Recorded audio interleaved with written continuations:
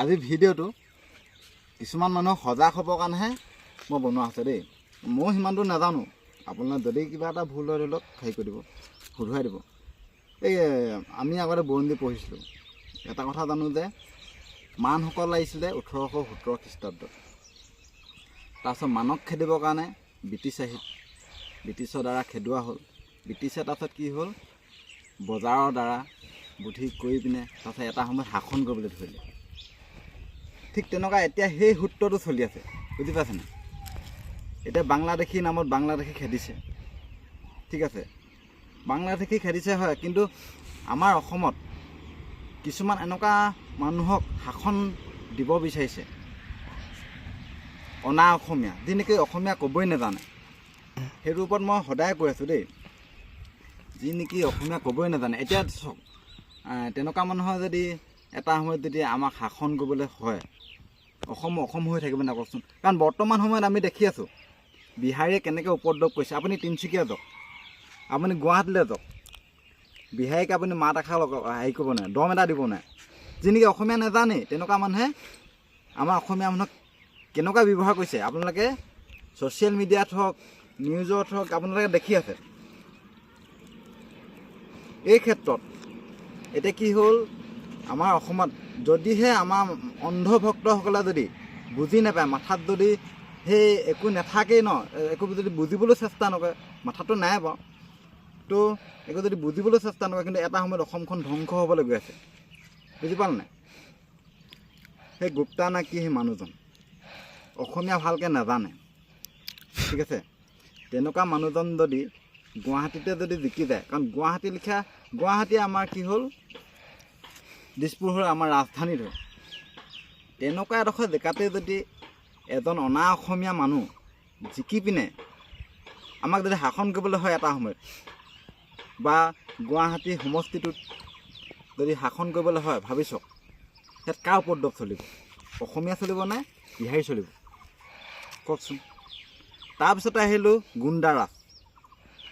এটা সময়ত গুণ্ডা, অশিক্ষিত মানুহ আৰু অনা অসমীয়া মিলি পিনে অসমখন ধ্বংস কৰিবলৈ গৈ আছে। শিৱসাগৰত এজন গুণ্ডা, যি নেকি আগতে বহুত মানুহক হত্যা কৰিছিলে, আপোনালোকে দেখিছে, পাই আছে, প্ৰুফ দি আছে বহুতে। তেনে ক্ষেত্ৰতো যদি তেনেকুৱা এজন মানুহ, কিবা কি আছিলে দেই, কিবা দৌৰি কল দৌৰি নে কি আছিলে, আলফা আছিলে আগতে, বহুত মানুহক হত্যা কৰিছিলে, তেনেকুৱা এজন মানুহে যদি জিকে, আপোনালোকে ভাবি চাওক শিৱসাগৰ জিলাখন কি হ'বলৈ গৈ আছে, কি হ'বলৈ গৈ আছে? সেনেকুৱা এজন যদি গুণ্ডা এজনক যদি আপোনালোকে, এই চিনেমাখনত আপোনালোকে দেখিছেনে, গুণ্ডাবোৰৰ যে MLA হয়, তাৰপিছত সিহঁতে কি ধৰণে ৰাইজক শোষণ কৰে, আপোনালোকে দেখিছে নহয়? সেইবোৰ কথা অলপ মন কৰিব, জানে নাই? ইমানো অন্ধভক্ত নহ'ব। মই কিন্তু কাৰো দলৰ নহয় কিন্তু দেই, য'ত ভাল হৈছে তাত ভাল বুলি কৈছোঁ। তাৰপিছত আহিলে মৰিয়নিত এজন নেকি, এটা কথা তাৰ আগত কৈ লওঁ, এজন বিধায়কৰ তলত বা তেওঁৰ কথা কোনে শুনে, প্ৰথম হ'ল DC, যি মানে এটা ওপৰৰ পদৰ কথা কৈছোঁ, DC থাকে। আৰু DC হ'বলৈ কি পঢ়িব লাগে? আপুনি গ্ৰেজুৱেশ্যন পাছ কৰিব লাগিব, তাৰপিছত IAS হ'ব লাগিব, তাৰপিছত আপুনি DC হ'ব পাৰিব, বুজি পালে? সেই DC জনৰ তলত বা DC জনে যদি সেই MLA জনৰ যদি কথা শুনিবলৈ হয়, MLA জন যদি হায়াৰ ছেকেণ্ডেৰী পাছ যেনতেন, মানে কোন দিশে গৈ আছে? DC জনে যদি ছাৰ বুলি ক'বলগীয়া হৈছে, DC জনে যদি সেই সাধাৰণ মানুহজনক মানে ইমান যদি সন্মান কৰিবলগীয়া হৈছে, ইমান ভয় কৰিবলগীয়া হৈছে, তেতিয়াহ'লে শিক্ষা ব্যৱস্থাটো একেবাৰে কাম নাই বুলি ক'ব পাৰি। মানুহে পঢ়ি শুনি লাভ নাই, অলপ পঢ়ি পিনে হায়াৰ ছেকেণ্ডেৰী পাছ কৰি। সেইটো কাৰণে আজিকালি কি হৈছে, এই যে দল সংগঠন বেছি হৈছে, সেইটো কাৰণেই হৈছে। দল সংগঠন বেছি হৈছে কাৰণ সিহঁতে জানে যে পলিটিক্সত যদি যায় পইচা বেছি আছে, সেইটো কাৰণে দল সংগঠন বেছি আছে। এতিয়া চাওক, মই মৰিয়নিৰ কথা কৈছোঁ, মৰিয়নিত যিজন এতিয়া সেইজন ছাগলীজন এবেকে বকে যে, সেই ছাগলীজনৰ কথা কৈছোঁ। ছাগলীজনে সেইজন হায়াৰ ছেকেণ্ডেৰী মান পাছ। যদি তেনেকুৱা মানুহজন যদি ইমানকৈ বাৰে জিকি আছে, তেতিয়াহ'লে মই ক'ব বিচাৰিছোঁ যে শিক্ষাটো কাম নাই। মানুহে পঢ়ি শুনি লাভ নাই, তাতকৈ MLA মন্ত্ৰী বনি যায় ভাল, হায়াৰ ছেকেণ্ডেৰী যেন পাছ কৰি পিনে। কাৰণ তেনেকুৱা মানুহকে যদি বহুত পঢ়া শুনা শিক্ষিত মানুহখিনিয়ে যদি ধৰি লওক ইমান যদি তলত থাকিবলগীয়া হয় বা ইমান সন্মান কৰিবলগীয়া হয়, তেতিয়াহ'লে পঢ়ি শুনি লাভ নাই ন, পঢ়ে কেলে? সেইটো কাৰণে মই ভাবোঁ যে আমাৰ কিছুমান সমষ্টিত এনেকুৱা মানে 3জন মানুহৰ নাম কৈছোঁ এতিয়ালৈকে বৰ্তমান। এজন হ'ল অনা অসমীয়া, এজন হ'ল গুণ্ডা, এজন হ'ল একেবাৰে অশিক্ষিত। অশিক্ষিত বহুত কেইজন আছে, অসমৰ বিভিন্ন জেগাত আছে, কিন্তু সেইকেইজনৰ কথা মই বিশেষকৈ কৈছোঁ। কাৰণ সেনেকুৱা মানুহ যদি ভৱিষ্যতে যদি জিকি থাকে, তেতিয়াহ'লে কিন্তু অসমখন বেছি দিন নাই মানে ধ্বংস হ'বলৈ।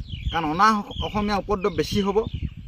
এটা সময়ত যেনেকৈ ইংৰাজে গোটেই ৰাজত্ব কৰিছিলে, এতিয়া সেই অনা অসমীয়া মানুহখিনিয়ে ৰাজত্ব কৰিব। অসমীয়া মূৰ্খ সোপাই যে যিখিনি মানুহে যে সেইখিনি পোষ্টত লাগি আছে, যে গুণ্ডা হওক বা অসমীয়া ক'বই নাজানে, তেনেকুৱাখিনি মানুহ যে তলত লাগি আছে, আপোনালোকৰ ওচৰত মাথাত একেবাৰে মাল নাই। আপোনালোকে মাথাটো অলপ খটাওক, বুজিলে? নহ'লে য'তে ত'তে খুন্দা মাৰি দিয়ক। মাথাটো অলপ ঘিউ বোলাটো হ'ব লাগে মানুহৰ যে। আৰু এটা কথা কওঁ, যি এখিনি মানুহে কি হ'ল, ইমানো নিজক পাহৰিব নালাগে পইচাৰ কাৰণে। পইচাৰ কাৰণে যিমান এই মাইকী মানুহখিনিৰ কথা কৈছোঁ মই, যিখিনি মাইকী মানুহে নিজৰ মতা মানুহকে পাহৰি যায়, নিজৰ মানুহজনকে যদি ইমান মানে নিজ চকুৰে চায়, কাৰোবাৰ পৰা যদি পইচা অলপ পালে বুলি ক'লে 9,000 বা কিবা এটা পালে বুলি ক'লে যে ইমান পাহৰি যায়, ইমান যে অন্ধভক্ত হৈ যায়, ভাবি চাওকচোন। 9,000 পৰা যদি 20,000 টকা পালে আপুনি কি কৰি দিব? আপুনি যে 9,000 পাওঁতে যদি আপুনি মানুহ চুমা খাবলৈ যে ইমান যে এক্সাইটেড হৈ আছে, আপুনি 20,000 পালেতো আপুনি কিবা কিবি কৰি দিব। এইটো আপোনাৰ মানে কোনো হাইয়ে নাই মানে। কিছুমান মানুহৰ লগত আপোনালোকৰ পাৰ্থক্য নাই মানে, শব্দখন ক'বলৈ এতিয়া বেয়া লাগে, সেইটো নকওঁ দেই। কিছুমান মাইকী মানুহৰ লগত আপোনালোকৰ কোনো তুলনা নাই মানে। কিছুমান যি নেকি ধৰি লওক পইচা দিলেই কিবা কিবি পায় যে, তো তেনেকুৱা মানুহৰ লগত আপোনালোকৰ কোনো পাৰ্থক্য নাই। মই একদম সঁচা কথা কৈছোঁ। এতিয়া যেনিবা ধৰি লওক মুখ্যমন্ত্ৰী যদি মাইকী মানুহজনী হয়, আমি যেনিবা মতা মানুহ এখিনিয়ে যদি গৈ পিনে যদি চুমা খাবলৈ ধৰোঁ, কি হ'ব? কথাটো কেনেকুৱা ধৰণৰ দেখিব? কথাটোতো একেটাই। আপোনালোকে মাইকী মানুহখিনিয়ে যে মতা মানুহ এজনক যে চুমা খাবলৈ যে ইমান পাগলা হৈ থাকে যে, সেইটোতো বহুত লাজৰ কথা মানে। সেইটো কাৰণে কিছুমান কথা মানে অলপ ভাবিব। আৰু কথা ক'বলৈ বহুত আছে, কিন্তু আপোনালোকে অন্ধভক্ত নহ'ব, সেইটো কথা।